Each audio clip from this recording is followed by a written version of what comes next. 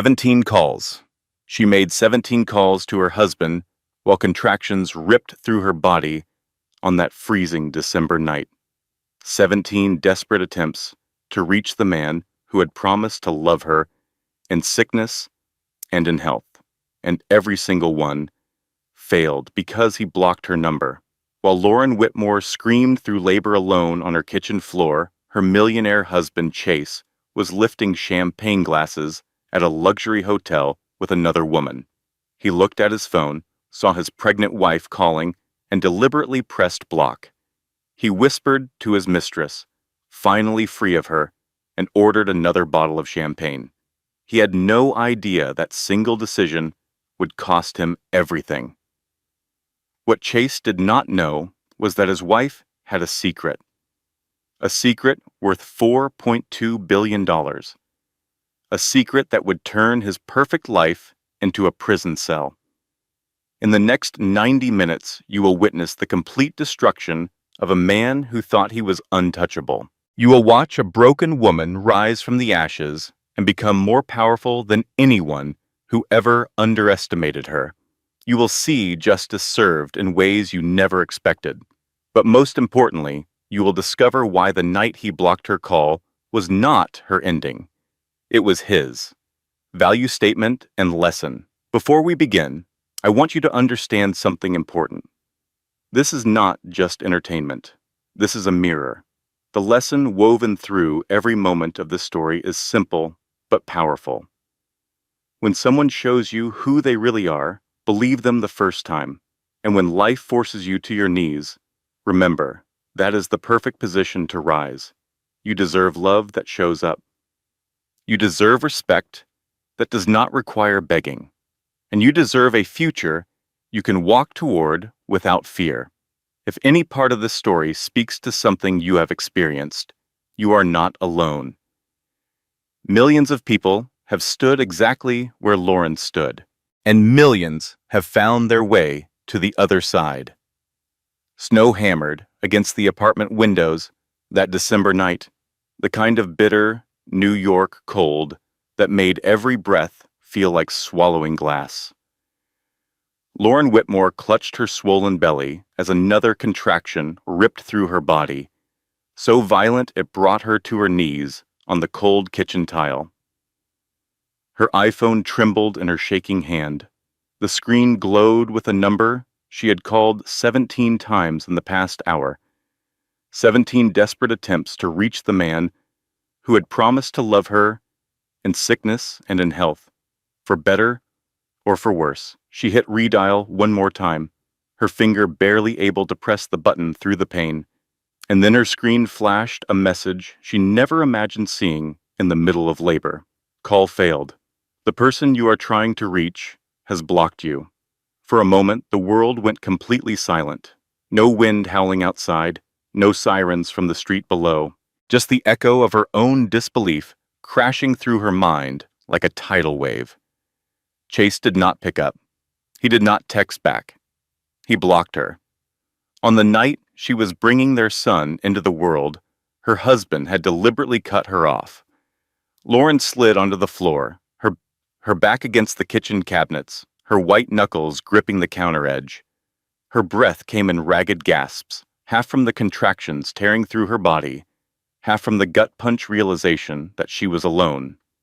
Truly, terrifyingly, completely alone. Across the city, in the glowing warmth of the Park Hyatt ballroom, Chase Alden was lifting a crystal glass of champagne.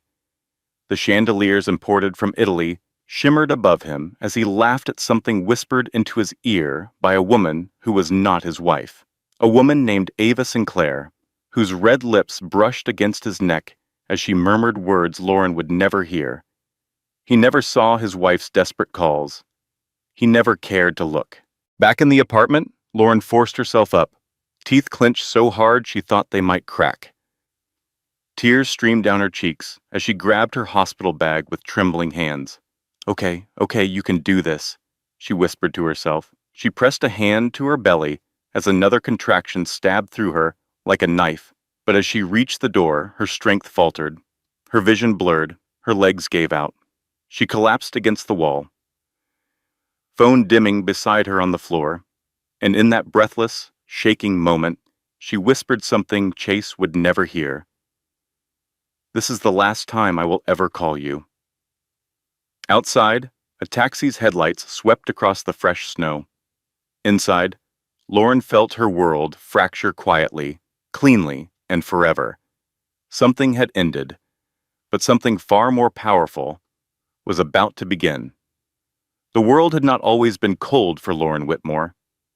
There was a time when even the grayest New York morning felt warm because Chase Alden stood beside her. Back then, he was not a millionaire in tailored suits striding down Fifth Avenue with investors hanging on his every word. He was just a hungry dreamer with a cracked laptop, a rented desk, in a co-working space, and a smile that made Lauren believe the future could be theirs. They met 6 years earlier at a tiny coffee shop in Brooklyn. Both of them reached for the same last blueberry muffin on the counter at the exact same moment. Their fingers touched over the wrapped pastry, and Chase laughed first. It was an unguarded, boyish laugh that did not match the calculated charm he would later perfect. He offered her the muffin. She insisted they split it, and somehow, that small compromise became the foundation of everything that followed. What Chase did not know, what Lauren had carefully hidden from the very beginning, was that she was not simply a junior data analyst struggling to pay her Brooklyn rent. Lauren Whitmore was actually Lauren Ashford, the estranged daughter of Victor Ashford, founder of Ashford Capital, a private equity firm worth $4.2 billion. She had run away from that world at 21 years old, changed her name, and built a life where people loved her for who she was, not what her family could give them. She wanted to be wanted for herself, not her inheritance. And Chase, with his passion and his dreams, and his absolute certainty that he would change the world, seemed like exactly the kind of man who would love her for her heart, not her bank account. Back then, Lauren worked long hours crunching numbers at a Fortune 500 company. She was not glamorous, she was not flashy, but she had stability, something Chase admired deeply in those early days. "You are the calm in my chaos, Laura," he used to say, pulling her close after another 18-hour day building his startup, and she believed him.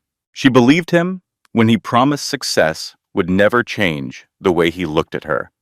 What Chase also did not know was that during the darkest month of his company's existence, when Alden FinTech was 48 hours from bankruptcy, Lauren had secretly funneled $2 million from her hidden trust fund through a shell corporation. She made it look like angel investors. She saved his dream without him ever knowing it was her money that kept his company alive. She never told him. She never wanted credit. She just wanted to be his partner. Their wedding was small and intimate.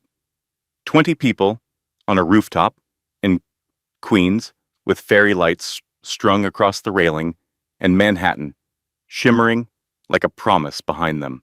Chase held her face in his hands that night and said words that would haunt her years later. "I could never do life without you." The sincerity in his eyes made it impossible to imagine he would one day turn away from her at her most fragile moment. But somewhere along the way, success wrapped around Chase like a second skin, changing him cell by cell until the man she married no longer existed. The man who once packed her lunches and kissed her forehead before work slowly transformed into someone who spent more nights at sleek midtown lounges than at home. His decisions became sharper, colder. His messages grew shorter. His laughter changed, too. No longer soft and boyish, but performative, calculated, meant for audiences, not for her. Lauren saw the distance forming like a crack spreading through ice, but she kept believing the man she married was still in there, somewhere. She just did not know that the version of Chase she loved had already died. Ava Sinclair did not enter Chase Alden's life like a storm.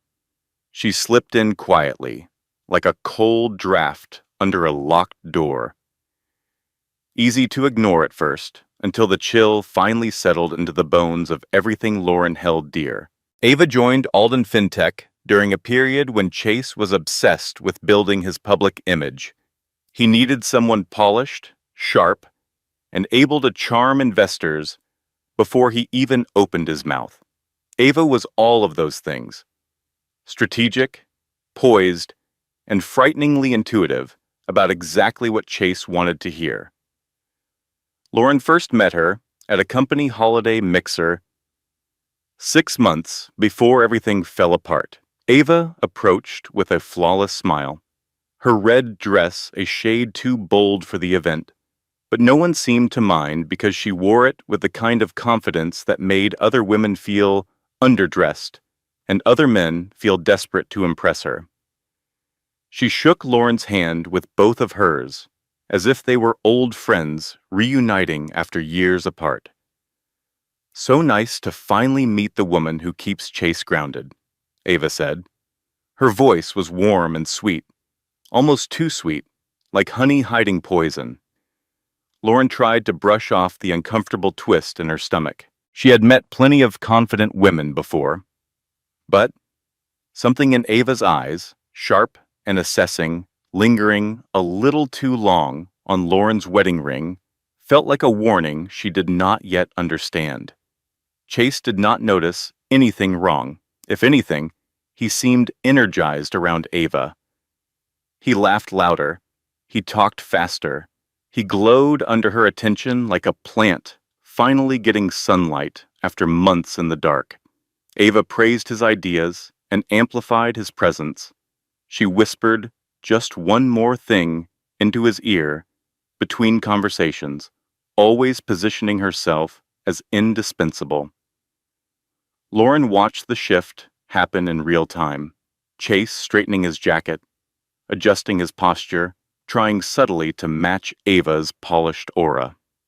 After that night, Ava appeared everywhere. Late-night meetings that ran until midnight, early morning strategy sessions that started before Lauren woke up, PR events where Chase insisted Lauren did not need to attend because she was getting too tired with the pregnancy. At first, Lauren believed him. She wanted to believe him so desperately that she ignored every red flag waving directly in front of her face.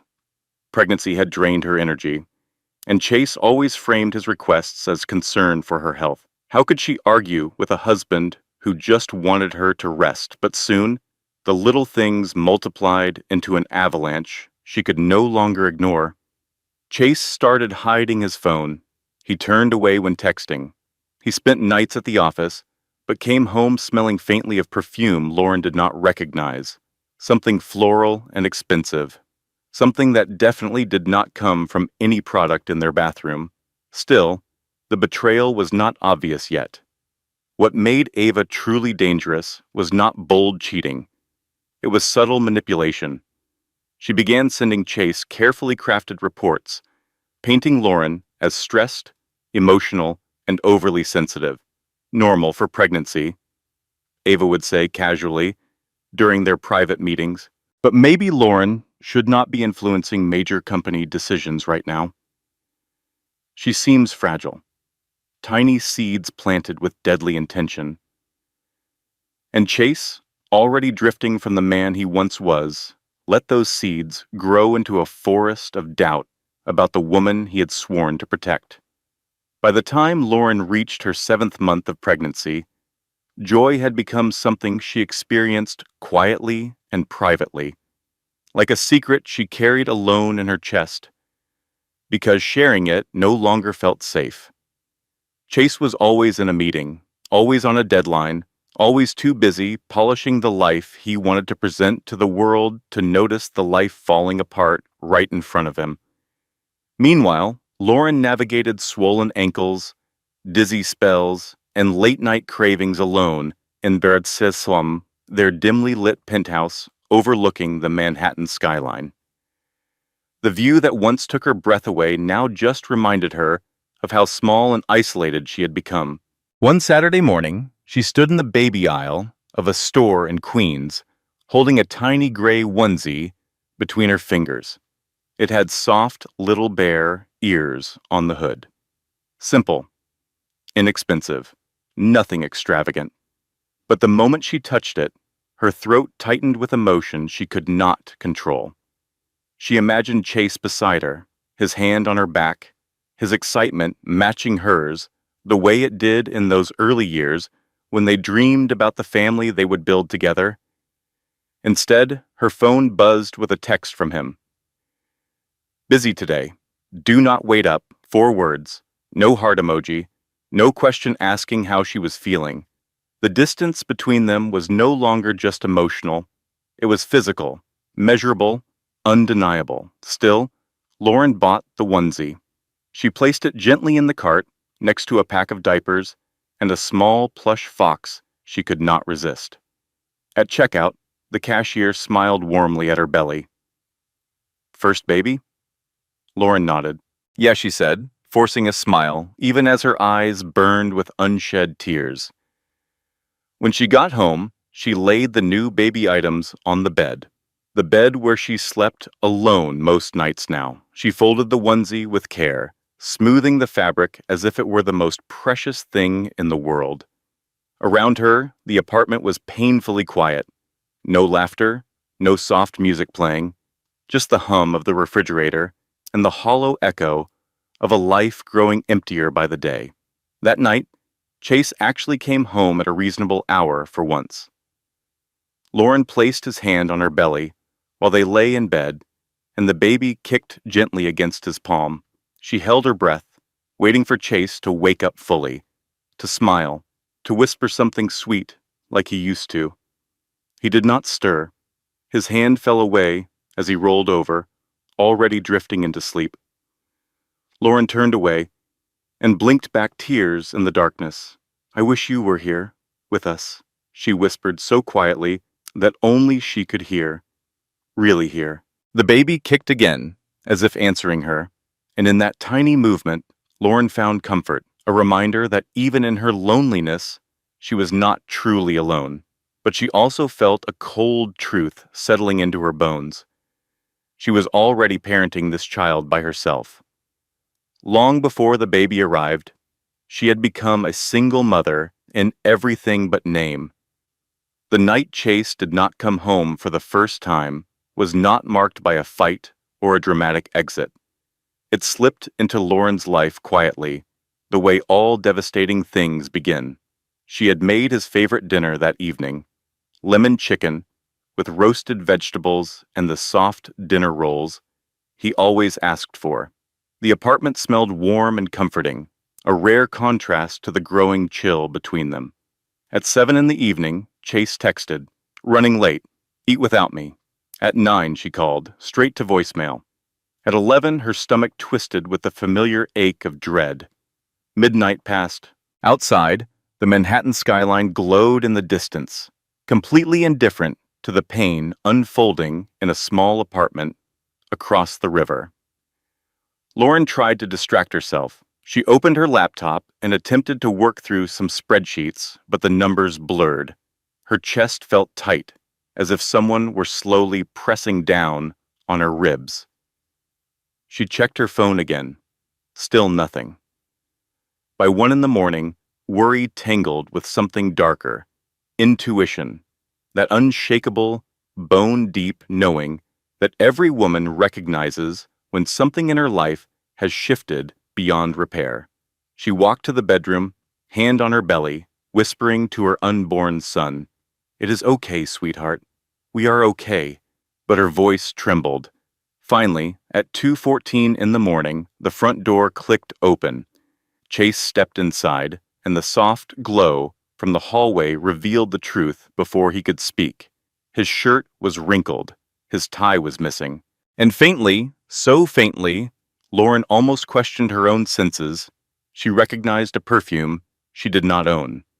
Something floral and expensive, undeniably feminine. She swallowed hard. "Where were you?" Chase did not flinch. He did not apologize. His voice was flat and dismissive. "Work dinner. It went late. Until 2 in the morning. It happens. Do not start, Lauren. You are being too emotional lately. Too emotional. The word sliced through her like a blade. 3 syllables that reduced everything she was feeling to hormones and hysteria. He brushed past her and went straight to the shower. She stood frozen in the doorway, listening to the water run. Each drop was a cruel reminder that he was washing off a night she was not part of, a night she was never supposed to know about. When he finally came to bed, he turned his back to her without a word. Lauren lay awake for hours, staring at the ceiling, one hand resting protectively on her belly. She did not cry, she did not speak. But in the quiet darkness, she felt the first major crack in her marriage widen. Sharp and cold and irreversible. 3 weeks later, Lauren sat alone in the dim waiting room of her doctor's office. Her hands trembled around her phone as she waited for Chase to arrive. He had promised he would come. It is important, she had reminded him that morning over breakfast. The 8-month ultrasound, the one where they would check for complications. I know, Laura. I will be there, he had said, adjusting his expensive pen in his suit pocket before rushing out the door with barely a glance in her direction. But now, 30 minutes past her appointment time, the chair beside her remained empty. Her doctor finally called her name. We can start without him, he said gently, but Lauren caught the pity in his eyes. During the ultrasound, as the technician traced the screen, Lauren blinked away tears and tried to focus on the miracle growing inside her instead of the emptiness beside her. She wanted Chase there. She wanted his gasp of awe when he saw their son's tiny face on the monitor. She wanted his hand gripping hers, his smile, his presence. But all she got was an empty chair, a void where her husband was supposed to be. The doctor's expression grew serious as he studied the readings. Mrs. Alden, your blood pressure is dangerously high, he said quietly.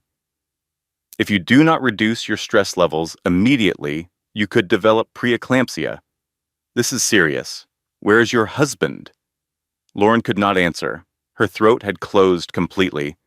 After the appointment, she stepped outside into the cold wind, her scarf whipping around her, as she finally called Chase. Ring, ring, ring, voicemail. She left a message, trying to keep her voice steady. Hey, it went fine. I wish you had been there. I really needed you today. An hour passed. No response. That night, Chase finally texted at 10:47. Sorry. Busy day. How was it? Lauren stared at the screen, feeling a wave of exhaustion wash over her. She typed out a long message explaining everything. How scared she felt, how the doctor mentioned signs of potential early labor, how alone she was starting to feel in this marriage, but then she deleted every word. She simply replied, "It was okay." Chase did not call. He did not ask for pictures of the ultrasound. He did not come home early. Instead, at 11:30, he sent another message. Ava needs me to review a pitch deck. Do not wait up. Lauren froze. Her heart thudded painfully in her chest. Ava needs me. Not the company needs me. Not the team needs me. Ava. She read those 3 words over and over until they burned into her brain. She sank onto the couch, one hand pressed over her belly as the baby kicked softly, a reminder that she was not alone, even if she felt like the loneliest woman in the world. She dialed Chase one more time, hoping, begging for him to answer. He did not. The call rang until it died into silence, taking another piece of her heart with it. Lauren made a decision the next morning. She was done crying. She was done hoping. She was done being the fool who ignored every sign pointing toward disaster. She hired a private investigator. Diane Mitchell, her best friend since college, and a fiercely loyal immigration lawyer, recommended someone from her network, a former NYPD detective who now specialized in marital investigations. Within 48 hours, Lauren had everything she needed: photographs of Chase and Ava at a boutique hotel in Midtown, holding hands in the lobby, kissing in an elevator, entering the same room at 9 in the evening, and not leaving until the next morning. Lauren studied each image with a strange calmness. The evidence confirmed what her gut had been screaming for months. But somehow, seeing it in black and white photographs did not break her. It freed her. Now she knew the truth. Now she could act. She waited for Chase to come home that Friday evening. She sat perfectly still in the living room, lights dimmed, the manila envelope of photographs resting on the coffee table in front of her. When Chase walked through the door, he seemed surprised to find her awake. "Lauren, you should be resting," the doctor said to reduce stress. The irony was not lost on her. "Sit down," she said calmly. "We need to talk."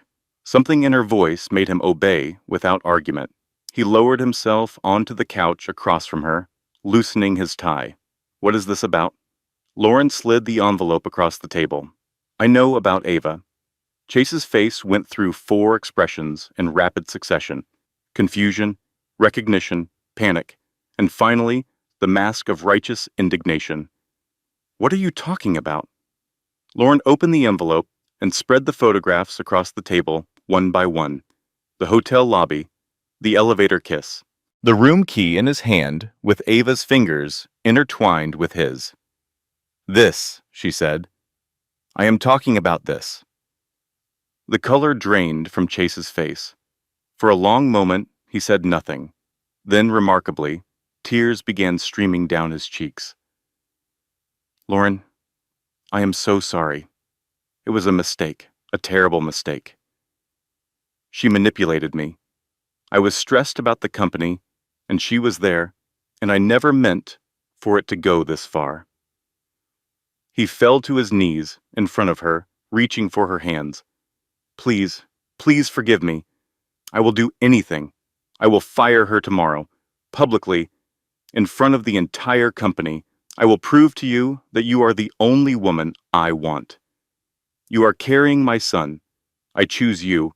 I choose our family."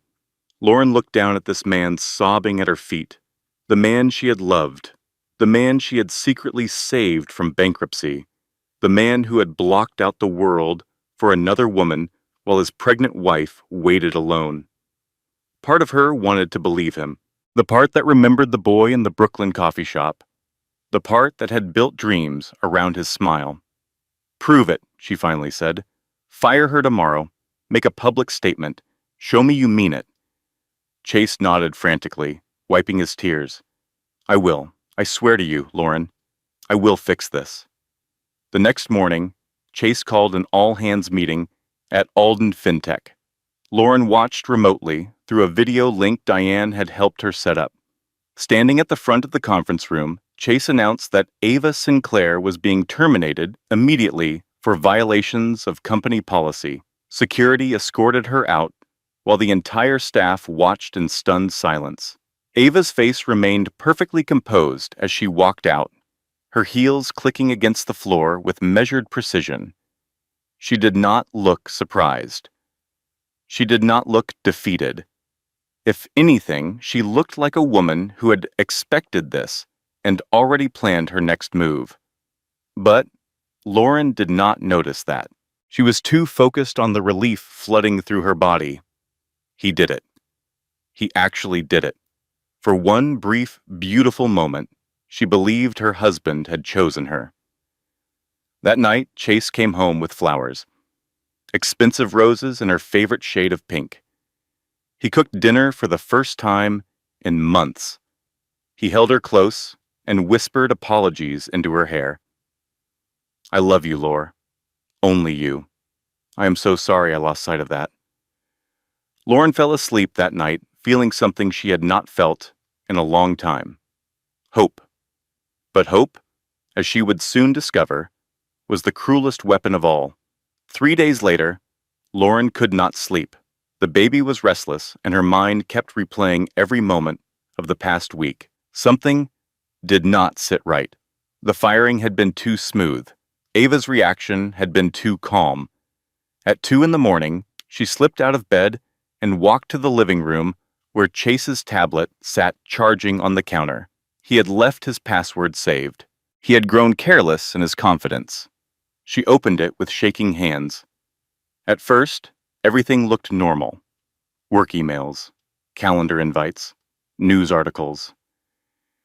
Then she noticed an app she did not recognize, something with a generic icon that could easily be overlooked. She opened it. Her blood turned to ice. Messages.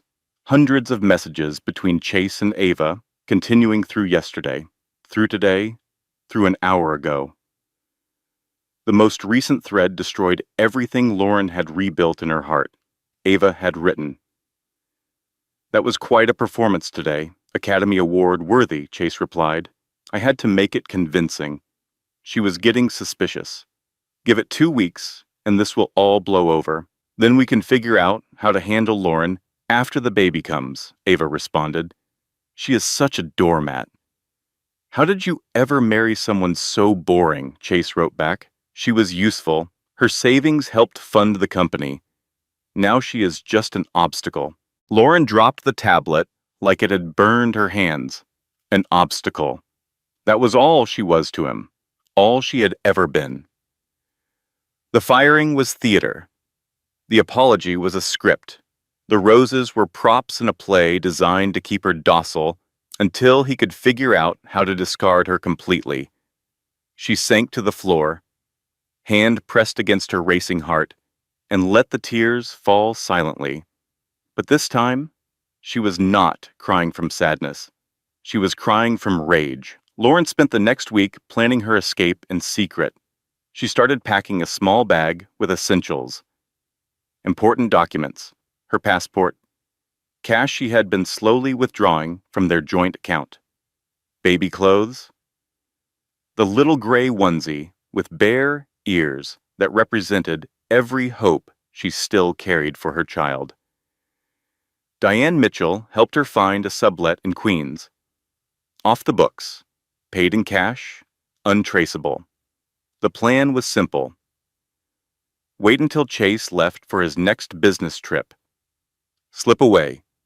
File for divorce from a safe location. Start over. But Chase found the suitcase. Lauren had hidden it in the back of her closet, behind winter coats she never wore.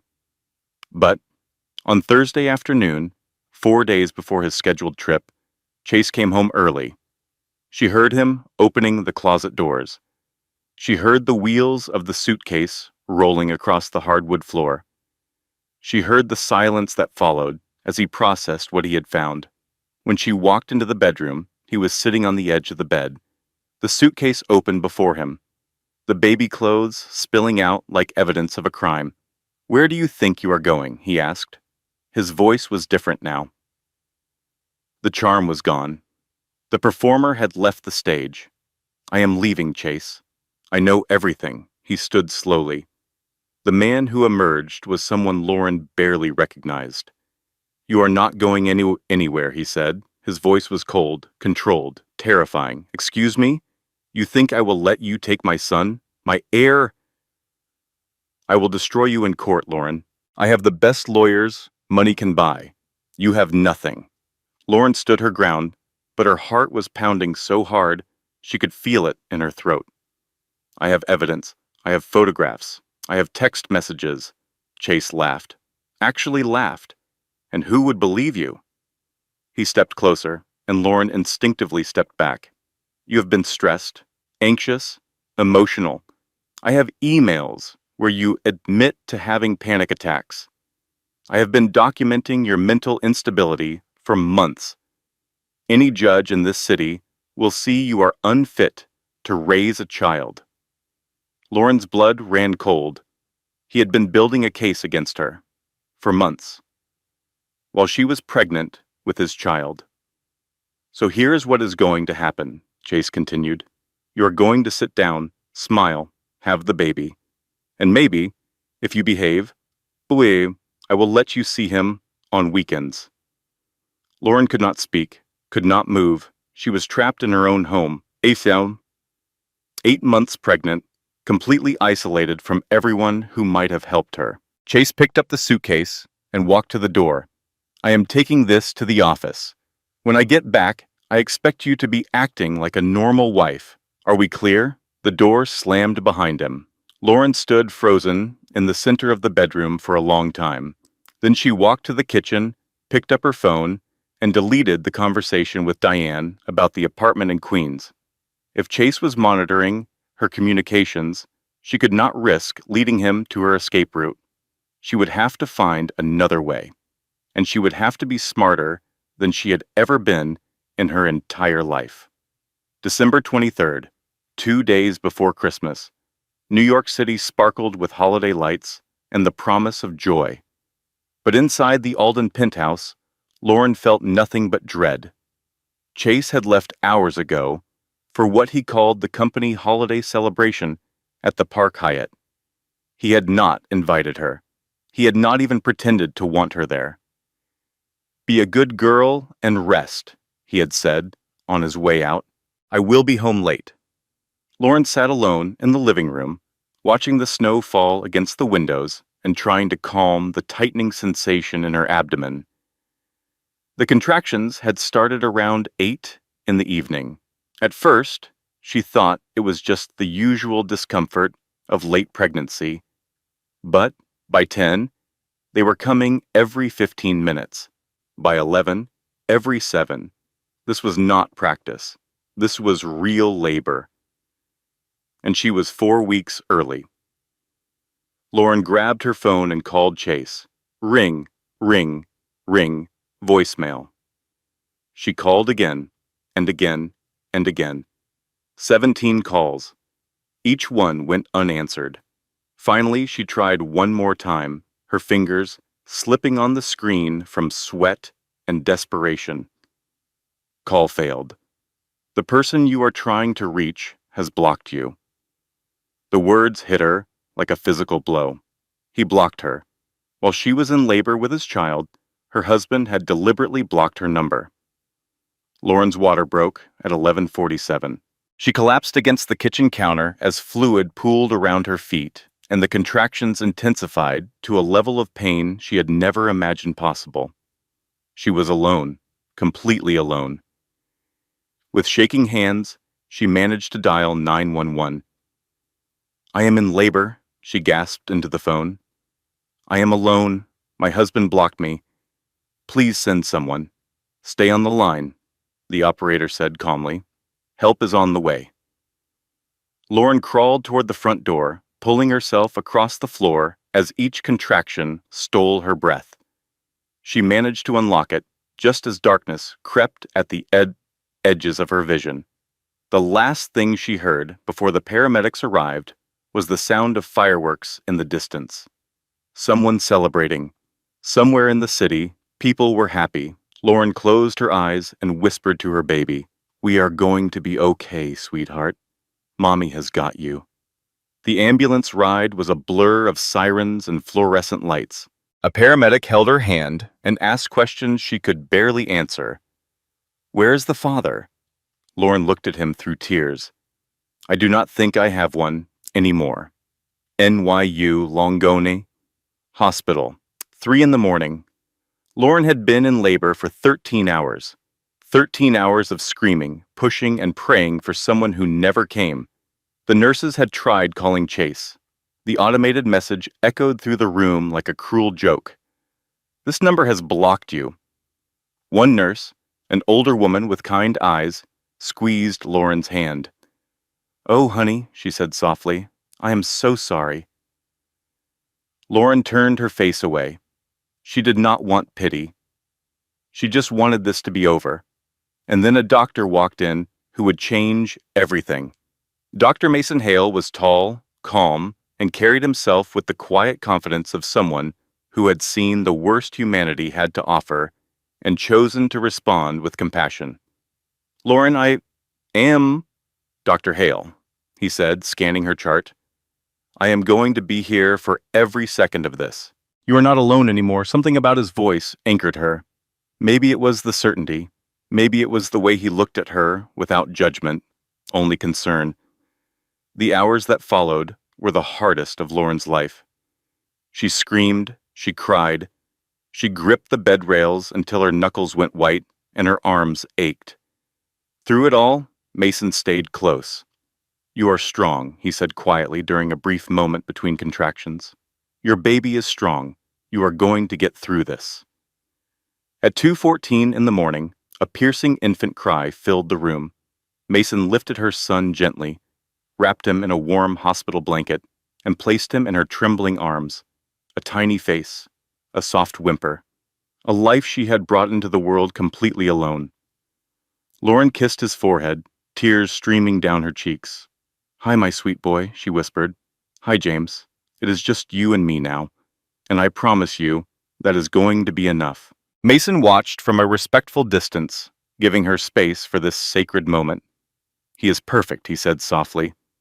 "And for what it is worth, Mrs. Alden, he got all the good genes from you." Despite everything, Lauren laughed. A real laugh. The first one in months. "Please," she said. "Call me Lauren." 3 days later, Christmas morning, Lauren signed the hospital discharge papers against medical advice. Her body was screaming for rest, but her mind was focused on one thing only: getting out. Diane Mitchell arrived at 7 in the morning, wearing the same determined expression she brought to every courtroom battle. "I have got a sublet in Queens," Diane said, taking James carefully while Lauren climbed into the car. "Off the books. Cash only. He will not find you there." The drive across the bridge felt surreal. Snow still covered the city, but the morning sun made everything sparkle with a beauty that felt almost mocking. Lauren's new apartment was small, second-hand furniture, boxes she had not had time to unpack. But when she walked through the door and locked it behind her, she felt something she had not experienced in years: safety.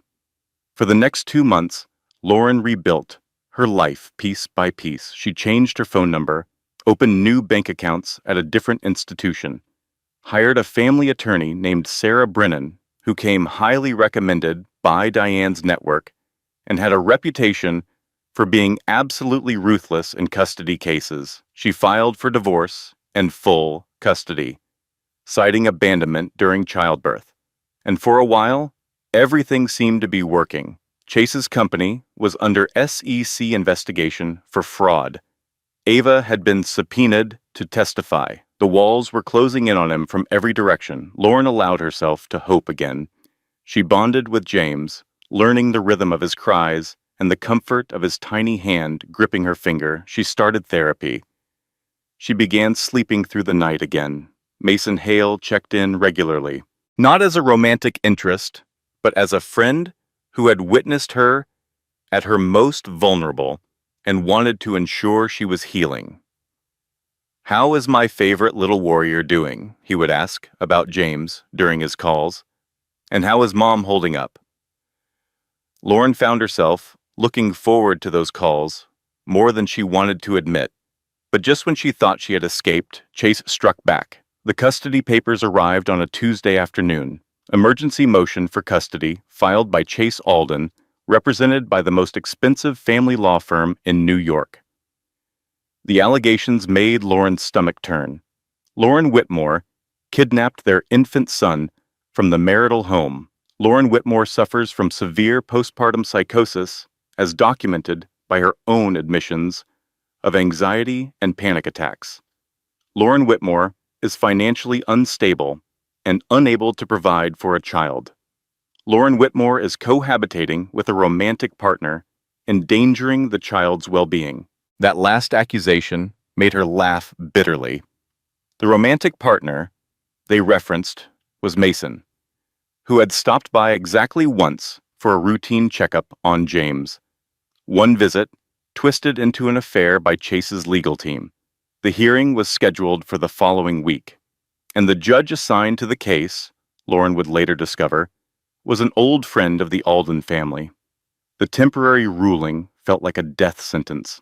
Based on the evidence presented, the judge announced in a voice that showed no emotion, I am granting the father supervised visitation pending a full custody hearing. Lauren's attorney objected. Sarah Brennan argued passionately about the circumstances of James's birth, about the blocked calls, about the documented abandonment. But the judge had already made up his mind. Supervised visitation, he repeated. 2 hours, once a week. A social worker will be present. Lauren had to hand her son to Chase while a stranger watched. She stood in the parking lot afterward, unable to stop shaking. Her arms felt empty. Her chest felt hollow. Every cell in her body screamed that this was wrong. And then the catastrophes began. The first hit came 3 days later. Lauren's landlord appeared at her door with an apologetic expression. "I am sorry," he said.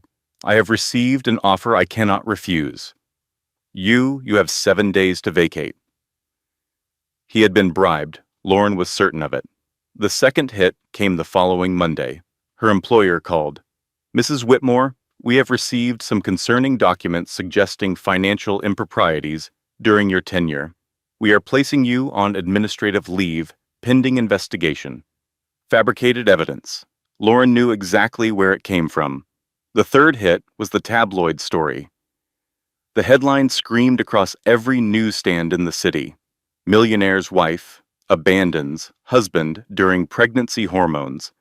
Inside the bitter custody war. The article quoted a concerned colleague who wished to remain anonymous, but was obviously Ava. It painted Lauren as an unstable woman who had stolen a baby from a loving father. Within 72 hours, Lauren was homeless, jobless, and publicly shamed. Rock bottom had never felt so cold. Lauren sat in Diane's apartment, baby James asleep against her chest, scrolling through the comments on the tabloid article. She is obviously crazy. Look at her eyes. That poor man just wants to see his son. Women like her give all mothers a bad name. Each word was a knife. Each judgment from strangers who knew nothing about her situation cut deeper than the last. Her phone rang. An unknown number. She almost did not answer, but something made her swipe the screen. "Lauren?" The voice was older, gravelly, painfully familiar. "It is your father." Lauren stopped breathing. Victor Ashford, the man she had run away from 11 years ago. The man whose world she had rejected to build something of her own.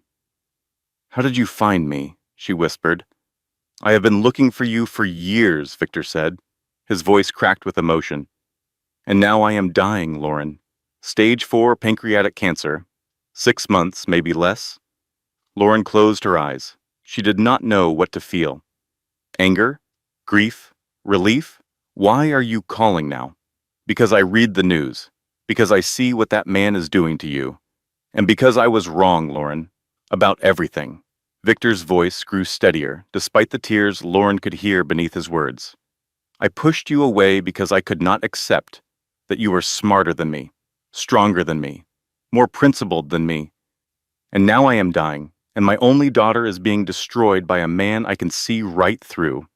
Lauren said nothing. She could not. "Let me help," Victor continued. "Not for me. I do not deserve your forgiveness. But for James. Let me do one right thing before I die." Lauren thought about everything she had lost. Her home, her job, her reputation, her sense of safety. She thought about the custody battle ahead. Chase's endless resources. His team of ruthless attorneys. The judge who was already in his pocket. She thought about James. Her perfect, innocent son who deserved so much better than this war. And for the first time in 11 years, she made a different choice. "Okay," she said quietly. "Tell me what you have in mind." Victor Ashford might have been dying, but his resources were very much alive. Within a week, Lauren had access to an elite legal team. 5 attorneys, led by a former federal prosecutor, who had never lost a custody case. She had a private investigation firm staffed by ex-FBI agents. She had a media crisis management team ready to counter every lie Chase's people could spread. And she had forensic accountants. That last addition proved to be the most important. The forensic team dove into Chase's finances with surgical precision. They traced every transaction, every transfer, every suspicious movement of money over the past 6 years. What they found made Lauren's blood run cold. Remember that $2 million you invested through the Shell Corporation? The lead accountant asked during their meeting.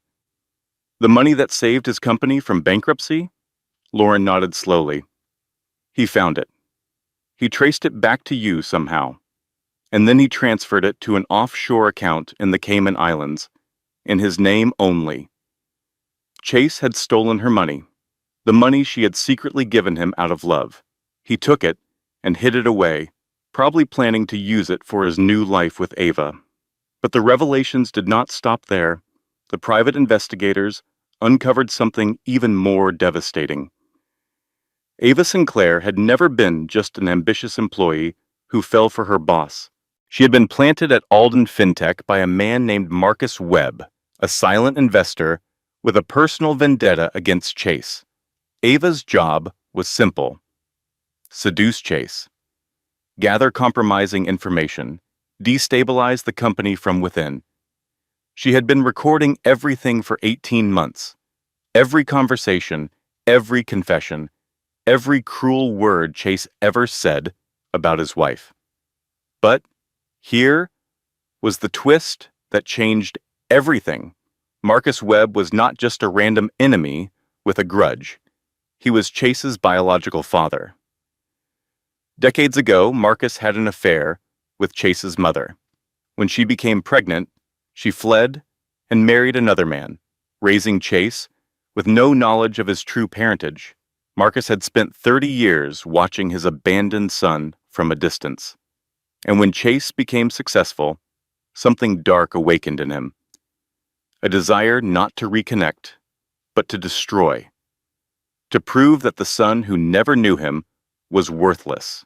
He hired Ava. He orchestrated the leak that damaged the company. He was the puppet master behind every catastrophe that had befallen both Chase and Lauren. But Ava had the recordings, and Ava was tired of being a puppet. The meeting took place in a nondescript office building in Midtown. Lauren sat across from Ava Sinclair for the first time since that holiday party, where her instincts had screamed a warning she had been too naive to understand. Ava looked different now. The polished confidence was gone. Her eyes were hollow. Her hands trembled as she clutched a coffee cup like a lifeline. "Why should I trust anything you say?" Lauren asked. Her voice was calm, but her heart was pounding. "Because I am tired," Ava said quietly. "I have been Marcus Webb's prisoner for 4 years. He has evidence that my father embezzled millions from his former company. If I did not cooperate, he threatened to destroy my entire family. And that excuses what you did to me?" Ava shook her head. "Nothing excuses it. I know that, but I have something that might help you anyway." She slid a hard drive across the table. 847 pages of text messages, 42 hours of recordings, financial documents proving Chase embezzled your investment, and his own words about what he planned to do to you and James. Lauren picked up the drive, feeling its weight in her palm. "Why give this to me now? What do you want in exchange?" "Immunity," Ava said simply. "I testify against Chase and Marcus. I give you everything, and your father's legal team makes the criminal charges against me go away." Lauren studied the woman who had helped destroy her marriage, the woman who had whispered poison into her husband's ear and smiled while Lauren suffered alone. But she also saw something else, a woman who had been trapped by circumstances beyond her control, a woman who had made terrible choices and was now trying to survive the consequences. "I will think about it," Lauren said finally. She stood and walked toward the door, then she paused.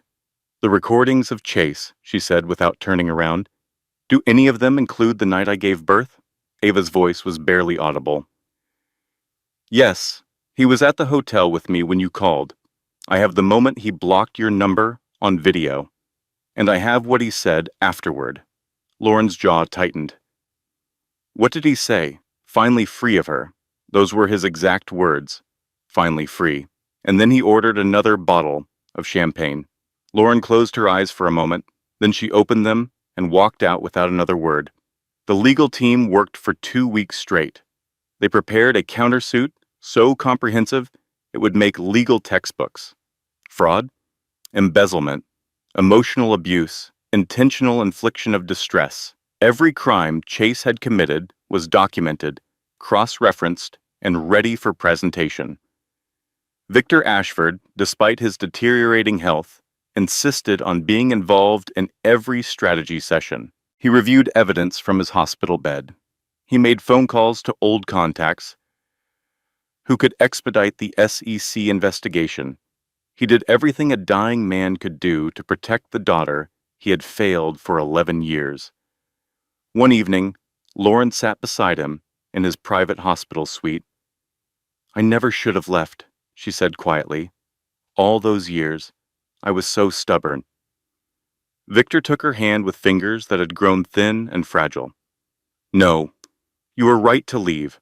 I was trying to control your life because I was afraid of losing you. Instead, I lost you anyway." Tears streamed down Lauren's face. "I forgive you," she whispered. Victor smiled, the first genuine smile she had seen from him since she was a teenager. "That is more than I deserve, but I will take it." He squeezed her hand. "Now let's go destroy the man who hurt my daughter." Manhattan Family Court, 6 months after the birth. The courtroom was packed. Press filled the back rows, notebooks ready. Chase's investors sat nervously near the front, watching their fortunes hang in the balance. Victor Ashford arrived in a wheelchair, oxygen tank attached, refusing to miss the moment he had helped orchestrate. Mason sat beside him, ready to testify as a character witness. And Diane Mitchell stood near the door, grinning like a shark who had finally spotted her prey. Chase Alden walked in looking like a man who expected to win. His suit was immaculate. His attorney was legendary. His confidence was untouched by doubt. He did not know what was coming. The first hour belonged to Chase's team. They painted Lauren as an unstable woman suffering from postpartum psychosis who had kidnapped an infant from a loving father. They presented the fabricated evidence of her mental instability.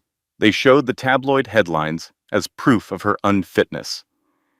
Chase himself took the stand and delivered a tearful performance. "I just want to see my son," he said, voice cracking with practiced emotion. "I love him. I love Lauren. I never stopped loving her. She needs help, and I want to be there for both of them." Some people in the gallery actually seemed moved. Then Sarah Brennan stood up. "Your Honor, I would like to enter into evidence Exhibits A through Z," she paused dramatically, "and Exhibits AA through ZZ." The defense attorney's face went pale. For the next 3 hours, Sarah systematically dismantled every lie Chase had ever told. She played the recording of him calling Lauren an obstacle. She displayed the text messages proving the affair had begun 18 months before Lauren discovered it. She presented the financial documents showing he had stolen her $2 million investment. She showed the hospital records documenting 17 blocked calls during active labor.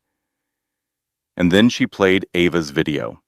The courtroom watched as Chase, on the night his son was born, blocked his wife's number, and said those words that would define him forever, finally free of her. Chase's composure shattered. He jumped to his feet. "She is lying. They are all lying. I built everything myself." "She contributed nothing." Sarah smiled coldly. "Actually, Mr. Alden, she contributed $2 million from her trust fund, the one you did not know about, because your wife is Lauren Ashford, daughter of Victor Ashford, heir to Ashford Capital." She let that sink in, and she has the receipts. The courtroom erupted.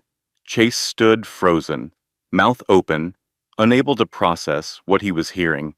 Lauren watched him from across the room, the man she had loved, The man she had saved.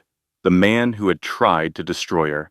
She felt nothing. No anger, no satisfaction, just the quiet certainty that this chapter of her life was finally ending. The judge called for order and announced his ruling. Full custody is awarded to the mother. The father's visitation rights are terminated pending criminal investigation. The court orders the father to pay $4.2 million in damages for embezzlement and emotional abuse. A restraining order is granted effective immediately. Chase tried to speak, but before he could form words, two SEC officers appeared at his side. Chase Alden, you are under arrest for securities fraud and embezzlement. Cameras flashed as handcuffs clicked around his wrists. The man who had blocked his wife's number while she gave birth was led away in front of everyone he had ever tried to impress. Outside the courthouse, reporters swarmed around Lauren. She held James close to her chest and spoke briefly. I was a woman who gave birth alone because my husband blocked my number. Today I am a mother who protected her son. If you are watching this and you are trapped in a relationship that makes you feel small, please hear me. You are stronger than you know. And you deserve better than someone who makes you beg for basic human decency. The clip went viral within hours. Millions of women shared it with comments about their own experiences. Support groups formed. Donations poured in. Lauren had not just won her case, she had started a movement. 1 year later, Central Park. Spring. James toddles across the grass on chubby legs, chasing a butterfly with the pure joy that only a toddler can feel.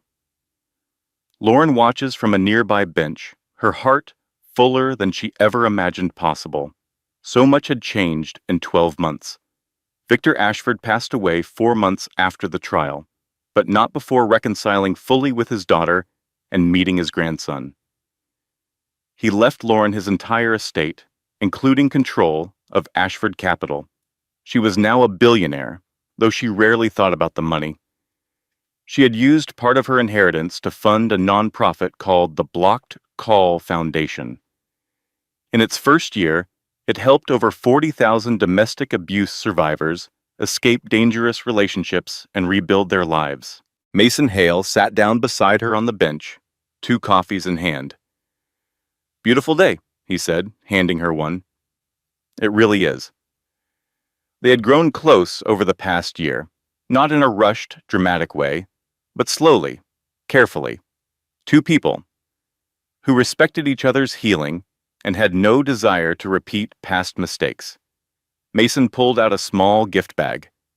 I have something for James. Well, technically, it is for both of you. Lauren opened the bag and found a handmade children's book. The cover read The Bravest Mom. She opened it with trembling hands. The pages told a simplified version of her story. A mom who faced a monster and won. A mom who chose to be brave even when she was scared. A mom whose love was stronger than anything that tried to break her. Inside the front cover, Mason had written an inscription. For James, your mother faced darkness and found light. You come from strength. Never forget that. Lauren's eyes filled with tears. The good kind. Thank you, she whispered.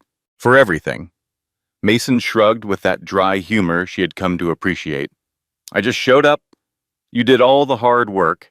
James came running back, butterfly forgotten, arms reaching for Lauren. Mama?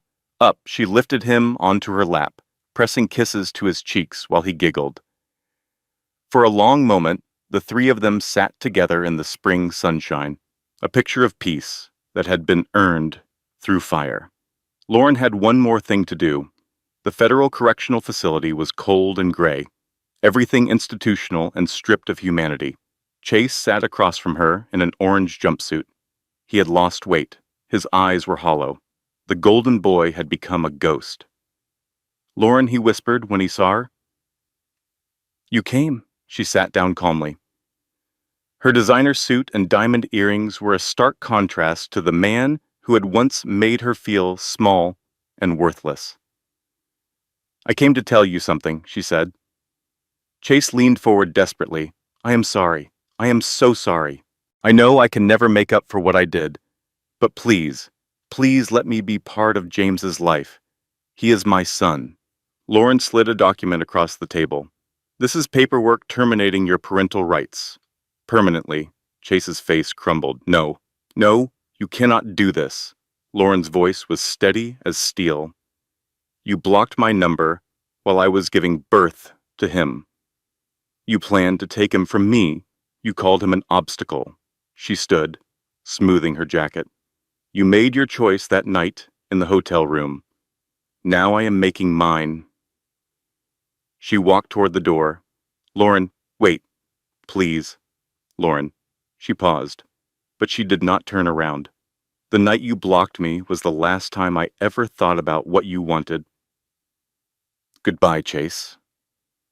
The door closed behind her. She walked out of the prison into blinding afternoon sunlight. Her phone buzzed with a video from Mason, James taking his first real steps, arms outstretched, face split with a gummy smile. Lauren watched it 3 times, laughing through tears. Then she got in her car and drove toward her future, a future she had built from the ashes of everything that tried to destroy her.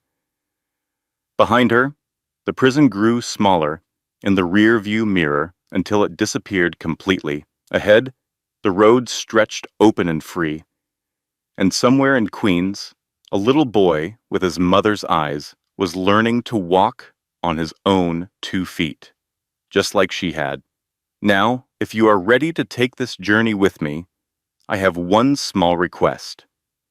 Before we dive in, take a moment to hit that subscribe button and turn on notifications. That way, you will never miss stories like this one. And if at any point during the next 90 minutes you feel something, whether it is anger, hope, satisfaction, or recognition, drop a comment below. Tell me which moment hit you the hardest. Share this with someone who needs to hear that they are stronger than they know. Your engagement helps more people find stories that matter. All right? Take a deep breath. Let us begin. Closing statement. Thank you for staying until the very end. This content was carefully researched, thoughtfully constructed, and manually edited by our team. Every word was chosen with intention. Every scene was crafted to deliver not just entertainment, but meaning. We believe stories have the power to heal, to inspire, and to remind you of your own strength. If this one did that for you, please share it forward. Someone out there needs to hear it today. Until next time, take care of yourself. You matter more than you know.